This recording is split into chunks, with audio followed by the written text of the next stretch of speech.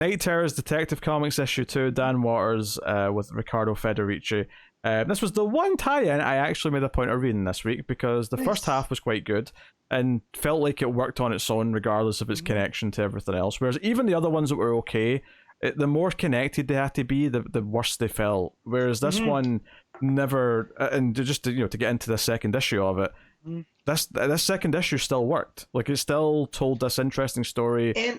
Of Gordon fighting these Cenobite-like things and looking for the people who conjured them up in the first place. And I feel like this plays into the Dan Waters idea of Gotham that we got in his Arkham Asylum book, right? With the Ten-Eyed Man, and just like there's these horrors just underneath the surface waiting to pop up at any given moment.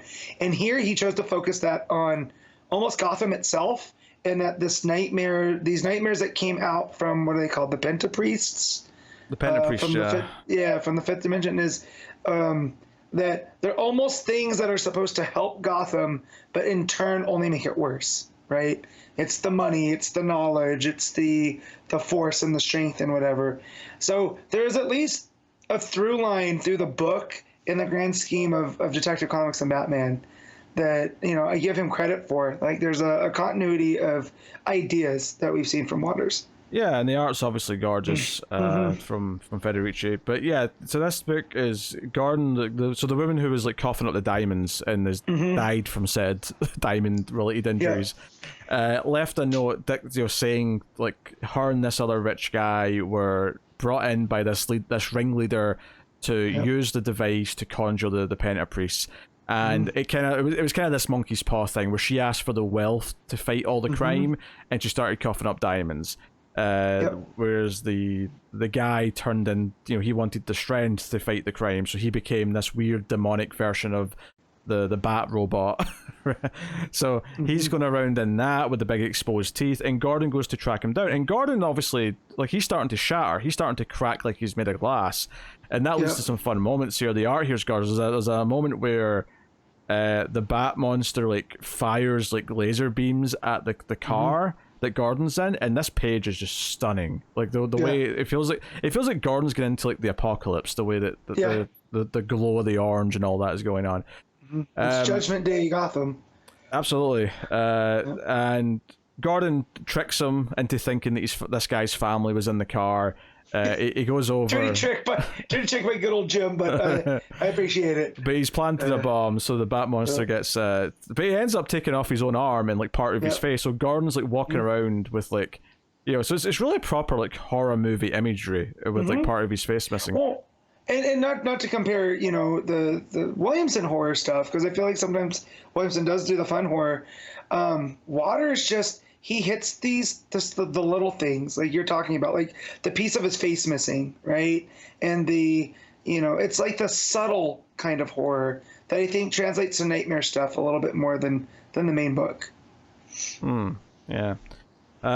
So this thing dies, and Gordon like needs to know who the first person was, who the ringleader was. And it's kind of clear at a certain point that it's pointing towards Babs, and he runs to the clock tower. He goes in, and she's like shattering like he is. She's like on the floor, her legs separated from her her torso, which obviously is symbolic of her real injury. Obviously, all of this makes sense. It's this idea that he thinks he's failed so much in protecting the city that it forced his daughter to like do something extreme, which in the real world was like become Batgirl and be a vigilante and do all that stuff. But he like holds himself responsible for that, and that he's going to get her killed because she feels she needs to do this because he's failed. So all of these things come into it, and literally they talk about in the dialogue how life is so fragile, and they're literally fragile right now because they're cracking and falling apart. Oh dear. But of course, it all comes to a head, and. Barbara destroys the sort of watch thing that conjured them, the lament configuration of this story, if you will. And basically we see those giant eyes in the sky. I'd forgotten about this until they popped back up again, because this was in one panel in issue 1 as well, was like this set of eyes prying. And I did appreciate as well that this could be set up for a future story, because these fifth dimensional Pentapriests, it kind of sounds like they're not just from the dream. Like, it sounds like they've invaded because this dream thing's going on, but they're actually a real thing from a fifth dimension. Yeah. Which fits in with the whole, Mixapitalic and Batmite, and that, like, what are truly evil creatures from that realm like, right? Oh yeah, they're definitely different from those. Yeah. But they are from the fifth dimension nonetheless, right? So, but yeah, just that whole eerie part of the ending of, like, they've been, not that they've been there the whole time, but they could be conjured at any time. Right? Now they have eyes on Gotham. Yeah. Actually, now that I'm looking at it, I think the eyes that's looking down from the sky is just Insomnia. I think that's the one way that they've tied in Insomnia into this. Oh, is that they say that he's the architect of the dream. Mm-hmm. But these Pentapriests, they say that, it's time for him to wake up. We're tired of these eyes of the architect watching us. So it definitely implies that they are a real entity from somewhere. Mm-hmm. And I'd be very curious if Dan Waters gets to, like, tell a story about these guys at some point. And I will read that story because it has that whole vibe again of the 10-eyed man, right? Like, there's just this creepiness to them and unsettlingness that just fits into his version of Gotham. Honestly, I would recommend this 2-issue thing over the main book. I would say you could read this on its own and it'll be a satisfying, creepy little horror nightmare story. And Gordon does wake up at the end just to confirm, no, this was a dream. His hand's okay.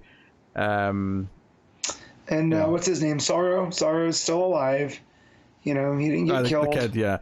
But at the end of the book, there's a little tease that there's maybe going to be something to come from this, because someone's buying this clock, this watch device from a store. This guy's asking for it, and the clockmaker's like, no, I don't have anything like that, but it's there anyway, kind of mysteriously. And he's like, name your price, and it glows, and that's the end. Yeah. So that could just be like a creepy, hey, it's still out there ending, but this could also totally lead into a miniseries or something later. Something. Yeah. At every chance, Dan Waters, just him with these, like, smaller stories. And I want to go back and read his Azrael stuff. Because if it's even half as good as what this is, it's worth a read. Yeah, this is legitimately really good. Like, it's creepy. You get the metaphor for what it's talking about, Jim and Barbara, and because it isn't the real world, it's okay that Barbara turned out to be this cult leader, because it's not real. It represents, it represents Jim's fears of her doing extreme things to try and protect the city. She wanted the knowledge, right, of how to. Yes. Right, and that's why it also affected him, right? Because they're both fragile because of their knowledge of Gotham, right? That's how I read it. And obviously the art we've brought up a couple times, but it is just stunning. These Pentapriests, every page they're on, look fantastic. The fiery stuff with the car looks great. Every time Gordon's like missing a part of his face because of the cracked sort of glass effect. All of it looks phenomenal.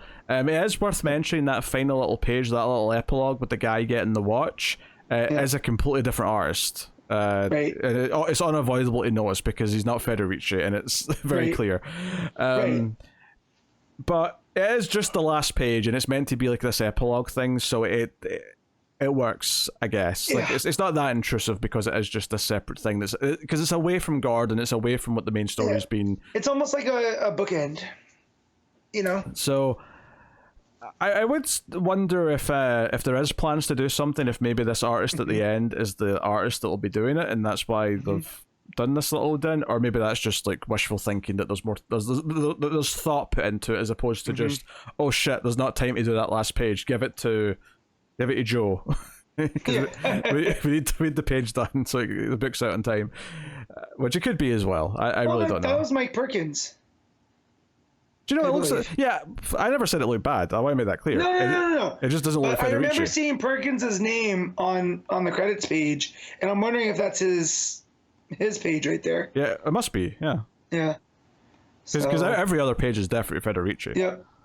So. You also have Stefano Raffaelli, but that could just be an inker as well. So, you tell me Dan Waters and Mike Perkins doing a Dark Gotham book, I'm there. If that's what spins out of this, I mean, please. It would be Hellraiser in Gotham. That's the pitch. oh god, that page of the explosion with the bat monster flying back is just stunning. So yeah, if like I'm not saying it was worth the 2 months of like all the books being paused, but the one good thing to come out of this whole Night Terrors debacle is this 2-part miniseries. Yeah. It's by far the best thing that's happened across both months. So I recommend this on its own and just this and nothing else. So there you go. What are you rating Night Terrors Detective Comics? I'm rating this a solid 8. Yeah, you know, I'll even go 8.5. I think the overall craftsmanship, the art, all of it's very good. Recommend it.